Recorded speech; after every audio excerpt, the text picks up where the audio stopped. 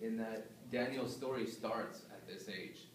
Kind of like a lot of you, and especially when you get into graduation and stuff, they tell you, life starting, and this, in reality, it is. You're beginning to, right now you're in the stage where you're about to go into the world by yourself and start making your own decisions, making your, place in the world.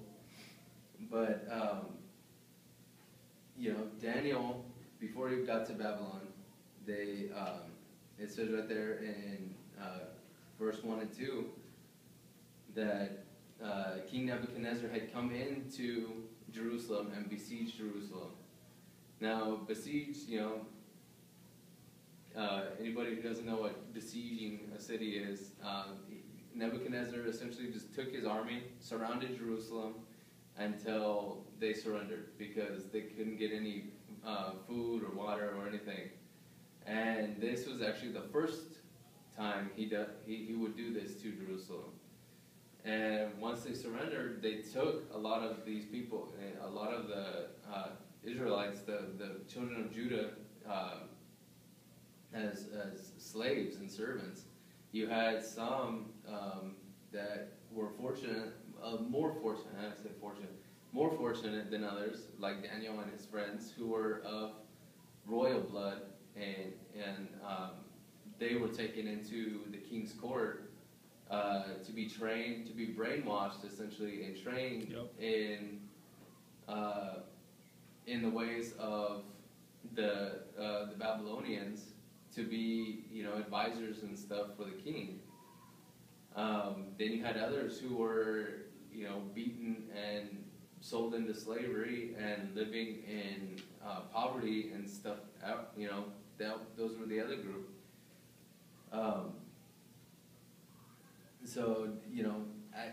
Just imagine yourself at your age being ripped away from your family, being ripped away from, your life here, thrown into a completely different area, and they just are going to start pounding you with information, with ideas, with, trying to change completely who you are and what you've been raised to believe. Yep.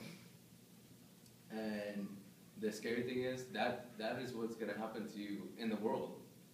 That's what goes on when you go out into the world.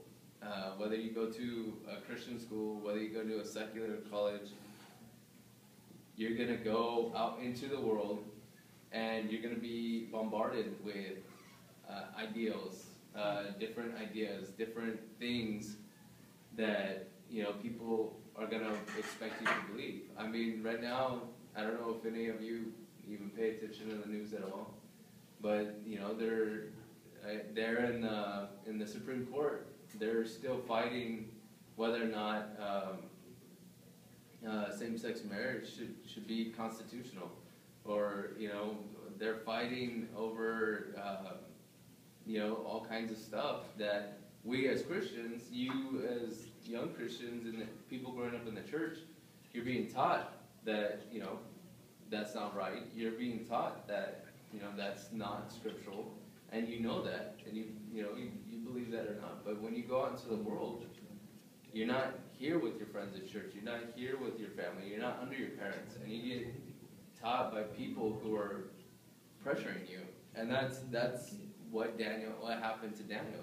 They get him and his three friends got put in a position to where not only did they start trying to change who they were, they literally changed their names.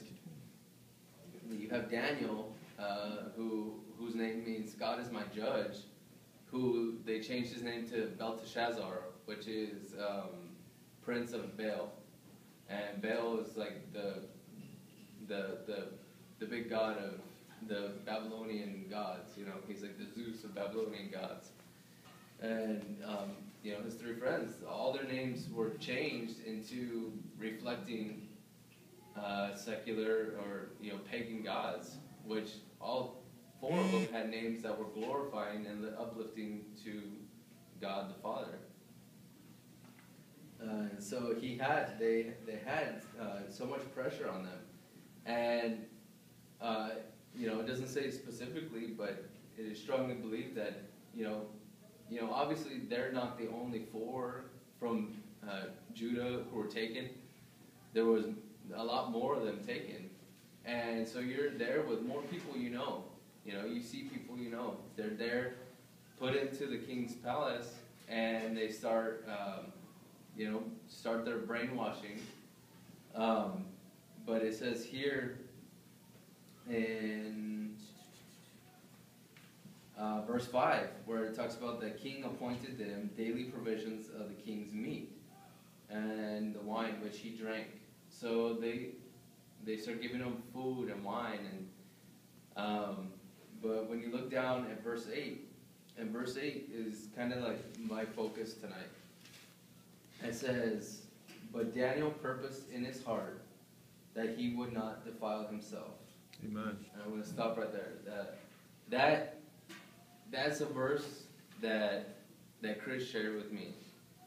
Daniel, in the midst of all this peer pressure, in the midst of other Jewish kids partaking in the king's meat, being more than willing to surrender over to the Babylonians, Daniel purposed in his heart that he would not defile himself. Daniel purposed in his heart that he would do what's right. He had every opportunity, every choice. That's right. Every reason, the way the world thinks, he had every reason to just surrender and give up and eat the food, just like everyone else in the